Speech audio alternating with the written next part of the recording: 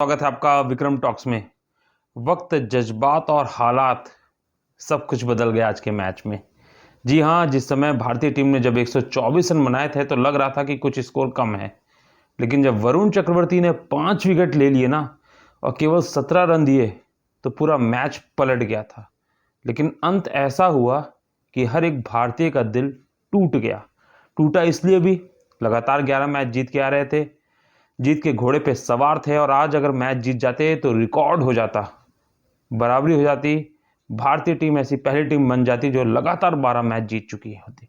लेकिन कुछ ऐसा हो गया, कुछ ऐसा कारनामा गजब हो गया कि किसी ने सोचा नहीं था कि गेंदबाज बल्लेबाज बन जाएगा और अर्शदीप को छक्का मार देगा और पूरा मैच जीत से हार में पलट जाएगा भारत के लिए। तो चलिए, अगर अब तक सब्सक्राइब नहीं किया ना तो सब्सक्राइब कर लीजिए और साथ में अपने कमेंट्स भी आप दे सकते हैं, क्योंकि विक्रम टॉक्स की सबसे बड़ी खासियत है कि आप अपनी राय यहाँ पे आसानी के साथ रख सकते हैं।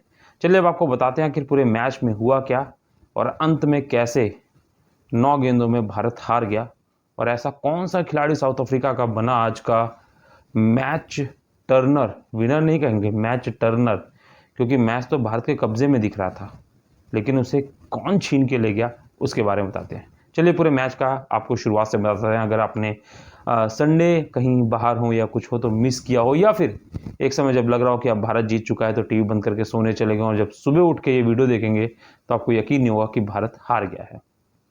सबसे पहले जब आज टॉस हुआ तो उम्मीद थी कि टॉस आज भारत के पल्ले में गिरेगा, लेकिन नहीं गिरा, वो एडन मार्करम के पल्ले में गिरा। हालांकि फैसला उन्होंने फिर से वही लिया कि उन्होंने गेंदबाजी का फैसला लिया। एक ही चेंज था आज दोनों टीमों की तरफ से, वो चेंज भी साउथ अफ्रीका की तरफ से था, जहां पे लीजा हेंड्रिक्स जो कि चोटिल होने की वजह से टीम से बाहर थे, उनकी प्लेइंग 11 में वापसी होती है। उसके बाद जब भारतीय टीम की बल्लेबाजी शुरू होती है तो अभिषेक शर्मा अपना कैरियर दांव पे अब लगा चुके हैं। केवल एक 100 मारा है, बाकी मुझे लगता है 7 से 8 पारियां उन्होंने जो खेली उसमें उनका दूसरा हाईएस्ट स्कोर 16 रन है, उससे ऊपर उन्होंने नहीं बनाया है। जिम्बाब्वे के खिलाफ केवल एक शतक आया था, उसके अलावा 7-8 पारियों में केवल 16 रन का हाईएस्ट है, उससे नीचे ही सारे रन है। तो दांव पे लग चुका है। ये तो किस्मत अच्छी है कि इस समय यशस्वी शुभमन गिल नहीं है, वरना वो टीम से बाहर ऑटोमेटिक हो जाते। वहीं संजू सैमसन जिन्होंने रिकॉर्ड बनाया था, लगातार 2 शतक T20 में लगाए थे, आज आउट हो गए पहले ही ओवर में 0 रन पे। 4 रन पे अभिषेक शर्मा, उसके बाद 15 रन पे पहुंचते पहुंचते सूर्य कुमार यादव। तो कह सकते हैं कि कोडजे, मार्को यानसन और सिमोन जिन्होंने सूर्य कुमार यादव का LPW आउट किया, इन तीनों ही गेंदबाजों ने कहीं ना कहीं भारतीय टीम को मुसीबत में ला दिया था। इसके बाद बल्लेबाजी आती है तिलक वर्मा की, और आज अक्षर पटेल, जिस तरीके से वर्ल्ड कप फाइनल में उनको अपग्रेड किया गया था जब विकेट जल्दी गिर गए थे 2, तो यहाँ पे भी उनको अपग्रेड किया गया और उनको ऊपर भेजा गया रिंकू सिंह के ऊपर। हालांकि अच्छी बात यह रही कि तिलक वर्मा 20 से ऊपर रन बना पाए, लेकिन उसके बाद डेविड मिलर ने उनका जो अद्भुत कैच पकड़ा वो दर्शनीय था। और ऐसे ही आज बदकिस्मती थी, जब बल्ला चल रहा था, लगभग 20 रन बना चुके थे अक्षर पटेल, तो वो रन आउट हो गए।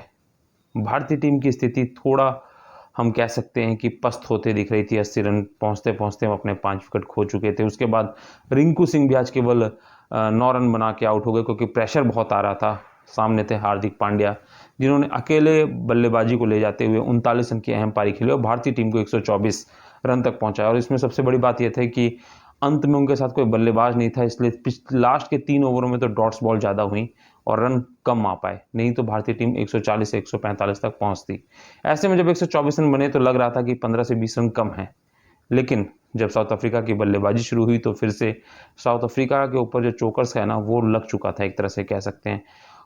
रिकल्टन ने थोड़ी शुरुआत अच्छी कराई थी, 22 रन पे पहला विकेट गिरता है, अर्शदीप रिकल्टन को कैच आउट कराते हैं, लेकिन उसके बाद एडन मार्करम की बात करें, डेविड मिलर की बात करें, क्लासन की बात करें, जितने दिग्गज बल्लेबाज हैं वो वरुण चक्रवर्ती की जाल में ऐसा फंसते हैं कि कैच और बोल्ड होते चले जाते हैं और 85 रन पे आते आते 7 विकेट भारत गिराने में कामयाब हो जाती है, जिसमें से वरुण चक्रवर्ती अकेले 5 विकेट 17 रन पे। भले ही भारत हार गई हो, लेकिन वरुण चक्रवर्ती का ये स्पेल लंबे समय तक याद रखा जाएगा, क्योंकि 17 रन देके 5 विकेट लेना, भारत को मैच में पूरी तरीके से वापस ले आना, मतलब जीत की दहलीज तक पहुंचा दिया था।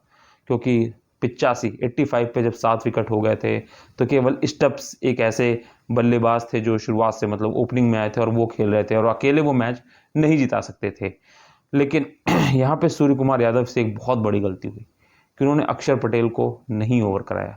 पिछले मैच में भी उन्होंने 1 ओवर किया था, इस मैच में भी केवल 1 ओवर किया और ऐसे में जब रवि बिश्नोई जिन्होंने आज 1 विकेट लिया उनके ओवर खत्म हो चुके थे, वरुण चक्रवर्ती अपने 4 ओवर में 17 रन देके 5 विकेट लेके अपना कोटा खत्म कर चुके थे। ऐसे में अक्षर पटेल से बॉलिंग ना कराना सूर्य कुमार यादव की एक बहुत बड़ी गलती दिखती है, जो आप कमेंट बॉक्स में बता सकते हैं कि है कि नहीं, क्योंकि अक्षर पटेल बहुत सीनियर खिलाड़ी हो चुके हैं। वर्ल्ड कप फाइनल खेल के भारतीय टीम के T20 वर्ल्ड कप जिताने में अहम भूमिका निभा चुके हैं और वरुण चक्रवर्ती और रवि बिश्नोई के ओवर खत्म होने के बाद अक्षर पटेल ऑप्शन में थे लेकिन उनको नहीं कराया गया। अर्शदीप और आवेश खान से बॉलिंग कराई गई जिसपे कोटजे ने अर्शदीप को जो आगे बढ़ के एक छक्का मारा ना, वो काफ़ी दर्शनीय शॉट था। 103 मीटर का वो छक्के को लाजवाब शॉट कह सकते हैं और उम्मीद नहीं कर सकते थे कि कोटजे जैसे लोअर ऑर्डर जो हम बल्लेबाज कह सकते हैं क्योंकि वो तो बॉलर है मेन, लेकिन उन्होंने जो ऑलराउंडर परफॉर्मेंस दिखाई। आपको बताएं 9 गेंदों पे उन्होंने 19 रन बनाए जिसमें उन्होंने 2 चौके लगाए और एक छक्का लगाया और यहीं से पूरी कहानी बदल गई। अर्शदीप पे वो छक्का लगा, उसके बाद 85 से लगभग 90 रन तक पहुंचे और लेकिन वहां से जिस तरीके से मैच पलटा है ना, भारत के हाथ से जीता हुआ मैच निकल नहीं गया, मतलब जबड़े से जीत को छीन लिया भारत के कोटजे और स्टप्स ने। उसके बाद स्टप्स ने भी चौके लगाए और 40 से ऊपर रनों की उन्होंने जो अहम पारी खेली और कोटजे को वो लगातार स्ट्राइक दे रहे थे और आप समझ सकते हैं 9 गेंदों पे 19 रन बनाते हुए एक तरफा मैच को फिर लास्ट में ले गए।